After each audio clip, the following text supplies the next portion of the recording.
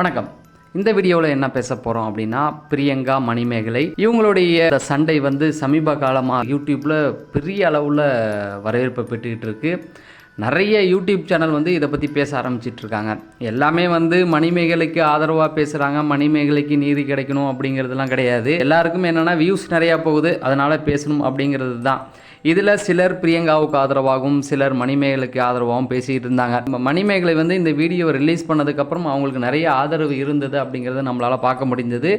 அதுக்கப்புறம் கம்மியாக கொஞ்சம் பிரியங்காவுக்கு ஆதரவும் கொஞ்சம் வர ஆரம்பிச்சிருச்சு. இப்போ பிரியங்காவுக்கு ஆதரவாக நிறைய பேர் பேச ஆரம்பிக்கிறாங்க. புகழாக இருக்கட்டும், குரோஷியா இருக்கட்டும், சுனிதா இருக்கட்டும், பூஜா வெங்கட், இப்படி நிறைய பேர் பிரியங்காவுக்கு ஆதரவாக பேசிக்கிட்டு இருக்காங்க.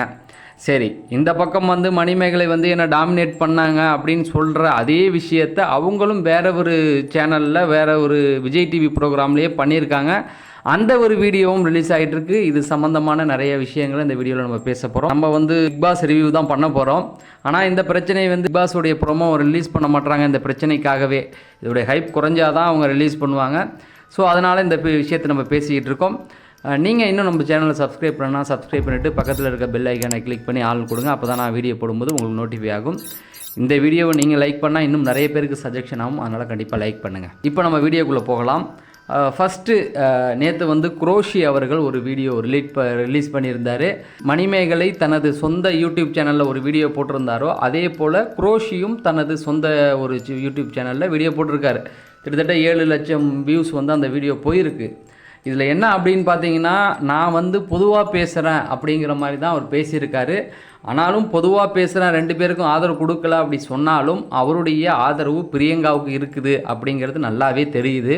இதில் அவர் என்ன சொல்ல வராரு அப்படிங்கிறத முதல்ல சொல்லிடுறேன். அவர் என்ன சொல்கிறாருன்னா, செட்டில் நான் இருந்தேன், ஒரு பார்வையாளனா நான் அதை பார்த்தேன். அது என்ன நடந்தது அப்படின்னா, திவ்யா துரைசாமி போகும்பொழுது பிரியங்காவை பற்றி அவங்க உயர்வாக பேசியிருப்பாங்க. அதுக்கு பதில் சொல்கிற விதமாக பிரியங்கா நான் பேசவா அப்படின்னு சொல்லி 2 ஆங்கர்ட்டுமே பர்மிஷன் கேட்டிருக்காங்க. அதில் ரெக்ஷன் பர்மிஷன் கொடுத்துட்டார் பேசுங்கன்னு சொல்லி.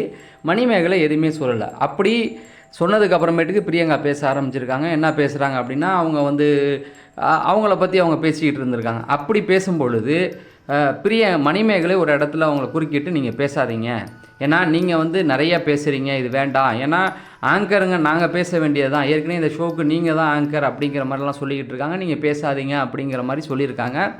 இது எல்லாருக்கும் முன்னாடியே அவங்க ஒரு சீனியர் ஆங்கர் இப்படி பேசினாலும் அவங்களுக்கு மன கஷ்டமாச்சு. அவங்க அங்கேருந்து வெளில போய் கிரவுண்டில் அழுதுகிட்டு இருக்காங்க. அப்புறம் அவங்கள சமாதானம் பண்ணுறதுக்காக நிறைய பேர் போயிருக்காங்க.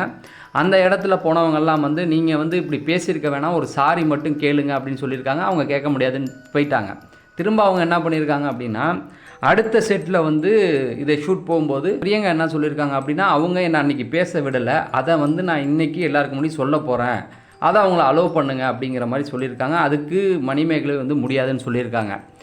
ஜஸ்ட்டு இதை அவங்க ஒரு அப்பாலஜிஸ் மாதிரியாவது பண்ணணும் அப்படிங்கிறது தான் பிரியங்காவோட எண்ணம். ஆனால் மணிமேகலுக்கு அது இல்லை. ஆனால் அவங்க உடனே சண்டை போட்டு அங்கே வந்துட்டாங்க அப்படிங்கிற மாதிரி சொல்லியிருக்காங்க. இதை குரோஷி என்ன சொல்கிறாரு அப்படின்னா, மணிமேகலைக்கு ஈகோ தான் அப்படிங்கிற மாதிரி சொல்கிறாரு. நான் பொதுவாக பேசுகிறேன் அப்படின்னு சொல்லிட்டு மணிமேகலைக்கு ஈகோ இருக்குது அப்படிங்கிறதையும் சொல்கிறாரு. ஸோ இதுதான் அவர் சொல்லியிருந்தார். இன்னும் நிறைய பேர் கருத்துக்கள் கொடுத்துக்கிட்டு இருக்காங்க.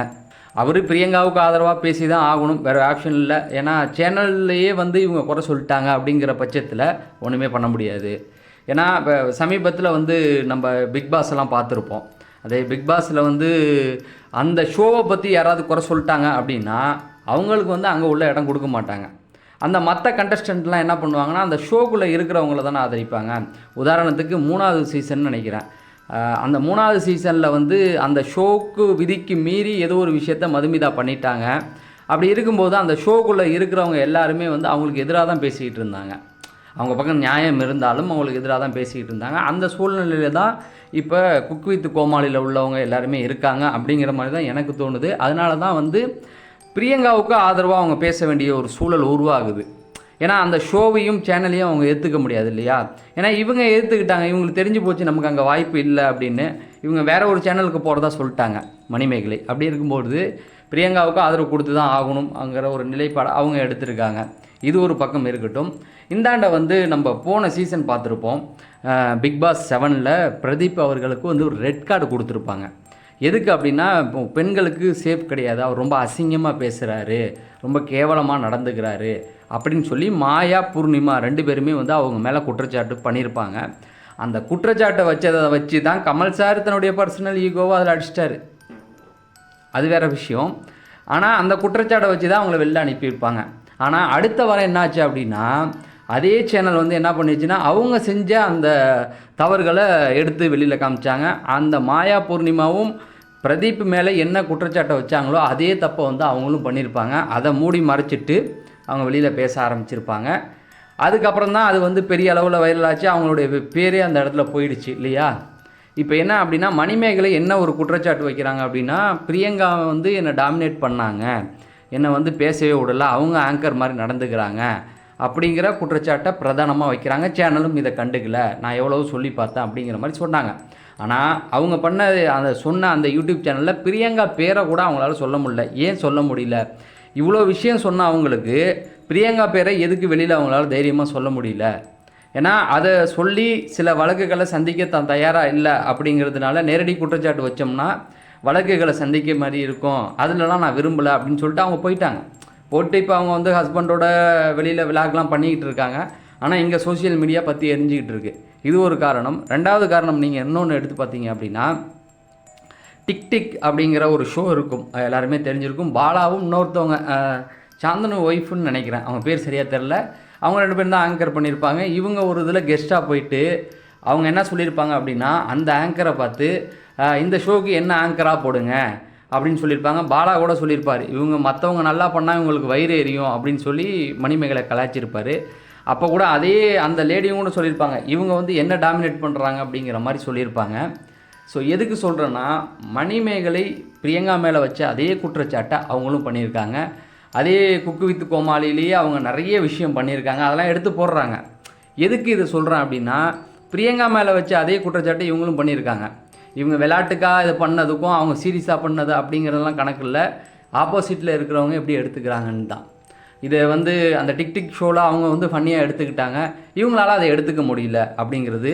2வது, போன சீசன் வந்து இவங்க வராமல் இருந்தது என்ன, நான் கோமாளியாக கூப்பிட்டா நான் வரமாட்டேன், ஆங்கராக கூப்பிடுங்க அப்படிங்கிறது தான். அவங்க ஆங்கராக கூப்பிட்டனால தான் இந்த வாட்டி அவங்க வந்திருக்காங்க. இவங்களுக்கு மணிமேகலைக்கு பர்சனலாக பிரியங்கா மேலே ஒரு யூகம் இருக்குது. அதாவது இவங்களை விட நான் நல்லா பண்ணணும், இவங்களை விட நான் நல்லா வரணும் அப்படிங்கிற ஒரு எண்ணம் இருக்குது.